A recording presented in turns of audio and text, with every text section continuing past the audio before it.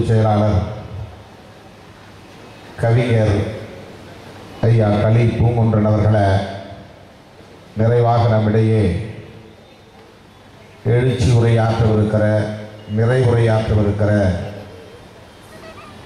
தமிழர் தலைவர் மாணவிகு ஐயா வீரமணி அவர்களை, என்னுடன் வருகை தந்திருக்கிற விடுதலை சிறுத்தைகளின் மாநில பொறுப்பாளர்களே, மாவட்ட பொறுப்பாளர்களே, என் உயிரின் உயிரான விடுதலை சிறுத்தைகளே, உங்கள் அனைவருக்கும் என்னுடைய பணிவார்ந்த வணக்கத்தை தெரிவித்துக் கொள்கிறேன். வரலாற்று சிறப்பு வாய்ந்த மாநாடு. இந்த மாநாட்டில் நமது ஐயா பகுத்தறிவு பகலவன் தந்தை பெரியார் அவர்களால் நடத்தப்பட்டு வந்த குடியரசு ஏட்டின் தொகுதிகளை 4 தொகுதிகளை வெளியிடக்கூடிய ஒரு அளப்பரிய வாய்ப்பை எனக்கு வழங்கியமைக்காக தமிழர் தலைவருக்கு விடுதலை சிறுத்தைகளின் சார்பில் நெஞ்சார்ந்த நன்றியை முதலில் நான் தெரிவித்துக் கொள்கிறேன். அண்ணன் TKS இளங்கோவன் அவர்கள் புதுதில்லியிலிருந்து நாடாளுமன்றத்தில் பங்கேற்றுவிட்டு இந்த நிகழ்ச்சியில் பங்கேற்பதற்காக ஓடோடி வந்திருக்கிறார். நான் நாடாளுமன்றத்திற்கு போனால் இந்த நிகழ்ச்சியில் கலந்து கொள்ளாமல் போய்விடுமே என்ற அச்சத்தில் புதுதில்லிக்கு போகாமலேயே இங்கே தங்கியிருந்து இந்த நிகழ்ச்சியில் பங்கேற்பதுதான் நமது முதல் கடமை. அங்கே போனாலும் நம்மை பேசவிட மாட்டார்கள். அங்கே போனாலும் அவர்கள் பேசுவதும் நமக்கு புரியாது. அங்கே போனால் நேரத்தை வீணாக்கத்தான் வேண்டும். அதைவிட நமது பாசறை, தந்தை பெரியாரின் பாசறை நடத்துகிற மாநாட்டில் பங்கேற்பது நம்முடைய புத்தியை கூர்தீட்டுவதற்கு பயன்படும், சாணை பிடிப்பதற்கு பயன்படும், அதை பட்டை தீட்டுவதற்கு பயன்படும் என்று 6 மணிக்கே நான் வந்து கலந்து கொள்வேன் என்று ஐயா கவிஞர் அவர்களிடத்திலே நான் உறுதியளித்திருந்தேன். அந்த வீதி நாடகத்தை நான் கட்டாயம் வந்து பார்ப்பேன். காற்று வரட்டும் அல்லது கதவை திற காற்று வரட்டும் என்பதை போன்ற ஏதோ ஒரு வீதி நாடகத்தை போட்டிருக்கிறீர்கள். அதை நான் கட்டாயம் பார்க்க வேண்டும் என்று ஆவலோடு இருந்தேன். ஈழத்தமிழ் இளைஞர் ஒருவர் வெளியிட்ட ஒரு குறும்பட நிகழ்ச்சியில் நான் பங்கேற்க வேண்டி இருந்ததனால் அந்த நிகழ்ச்சியில் பங்கேற்க இயலாமல் போய்விட்டது. ஐயா அவர்கள், நம்முடைய தமிழர் தலைவர் அவர்கள் மிக சிறப்பு வாய்ந்த ஒரு வாய்ப்பை, அளப்பரிய ஒரு வாய்ப்பை, வரலாற்று முக்கியத்துவம் வாய்ந்த ஒரு வாய்ப்பை எனக்கு அருளி இருக்கிறார். அப்படித்தான் அதை நான் கருதுகிறேன்.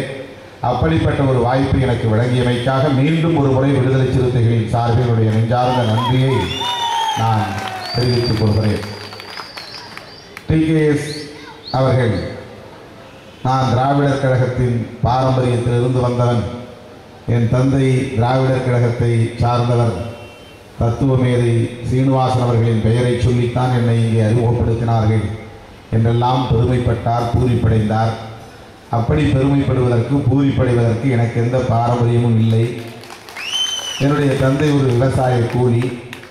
கிராமப்புறத்தில் பண்ணை வேலை செய்து ஆடு மாடு வைத்து குடும்பத்தில் ஒருவனையாவது படிக்க வைக்க வேண்டும் என்று உறுதியேற்று 4 பேர் பிறந்த இடத்தில் என்னை மட்டும் கவனம் செலுத்தி படிக்க வைத்தார்.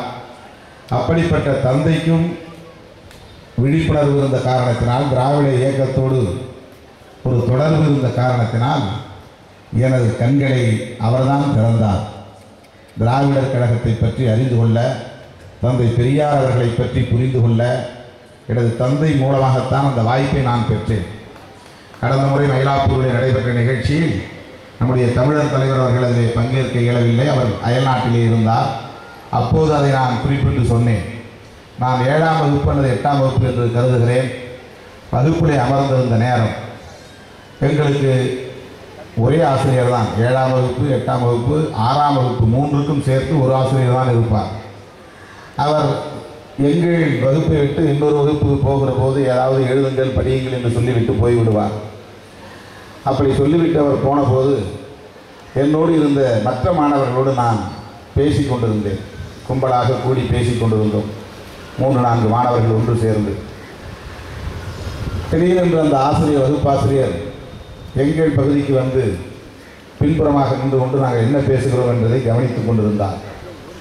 அது எங்களுக்கு தெரியவில்லை.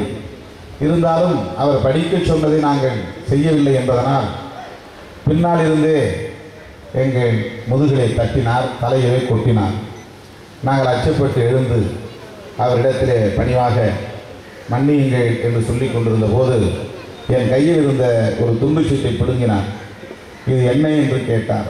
நான் மறுபடியும் அதை மறைப்பதற்கு முயற்சித்தேன். அவர் மறுபடியும் என் கையில் இருந்த துண்டுச்சீட்டை பிடுங்கி பார்த்தார். பார்த்ததும் உனக்கு ஏது இந்த சீட்டு என்று கேட்டார். என்னுடைய அப்பா கொண்டு வந்தார். ஏது அவருக்கு பக்கத்தில் இருக்கிற ஒரு நகரத்துக்கு போயிருந்தார், ஆயுனங்குடி என்கிற நகரத்திற்கு. அங்கே கிடைத்த துண்டு சீட்டு இது. வீட்டிலே கொண்டு வந்தபோது என்னிடத்திலே கொடுத்தார். அதை நான் பத்திரமாக என்னுடைய சட்டைப்பையிலே கொண்டு வந்தேன். இங்கே அதை பார்த்து கொண்டிருந்தேன் ஐயா என்று சொன்னேன். இதில் என்ன எழுதியிருக்கிறது சொல்லு பார்ப்போம் என்றார். நான் தயங்கினேன். பிறகு சொல்லு என்றார். நான் துணிந்து சொன்னேன், கடவுளை மற, மனிதனை நினை என்று எழுதியிருக்கிறது என்று சொன்னேன். அவருக்கு முகமெல்லாம் பூரிப்பு. இந்த வார்த்தை நான் அழுத்தம் திருத்தமாக சொன்னதும், உனக்கு இது ஏது, எப்படி வந்தது என்று மீண்டும் கேட்டு அதில் இருக்கிற விளக்கத்தை எல்லாம் சொல்லச் சொன்னான். எப்படி தீபாவளி கொண்டாடப்படுகிறது என்பதையும், எப்படி பிள்ளையார் உருவாக்கப்பட்டார் என்பதையும் அந்த துண்டுச்சீட்டிலே அச்சிட்டிருந்தார்கள். இது எந்த இயக்கத்தின் சார்பிலே வெளியிடப்பட்டது என்று தெரியுமா என்று கேட்டார். நான் பெரியார் இயக்கம் என்று சொன்னேன்.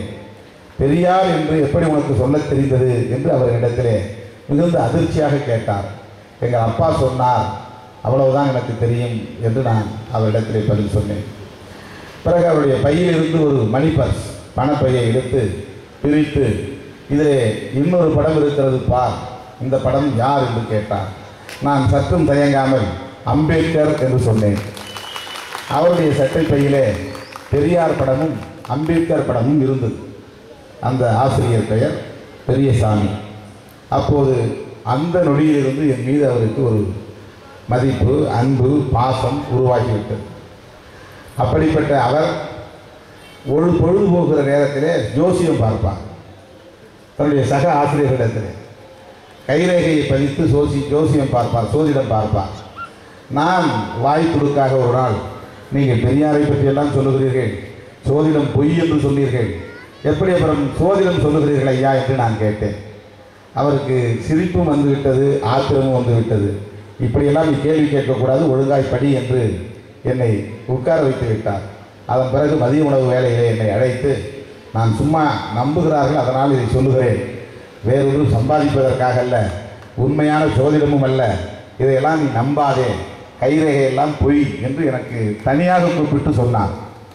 ஆக அப்படி தந்தை பெரியாரை பற்றி அல்லது திராவிடர் கழகத்தை பற்றி, அந்த பகுத்தறிவு கருத்துக்களை பற்றி அண்ணன் இளங்கோவன் அவர்களை கூட அறிந்து கொள்ளுகிற வாய்ப்பு எனக்கு கிடைக்கவில்லை என்றாலும் கூட எனது தந்தையின் மூலம் ஒரு துண்டுச்சீட்டின் மூலமாக அதை அறிந்து கொள்ளுகிற வாய்ப்பு எனக்கு கிடைத்தது. அதற்கு முன்பு வரை நான் குடும்பத்திலே ஒரு தீவிர பக்தனாக இருந்தேன்.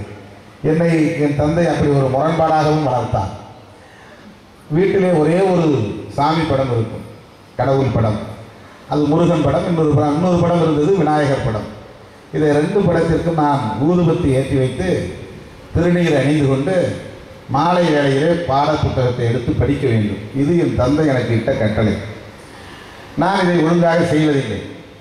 சில நேரங்களில் அவர் இரவு 8 மணிக்கு மேல் வருவார், அல்லது 9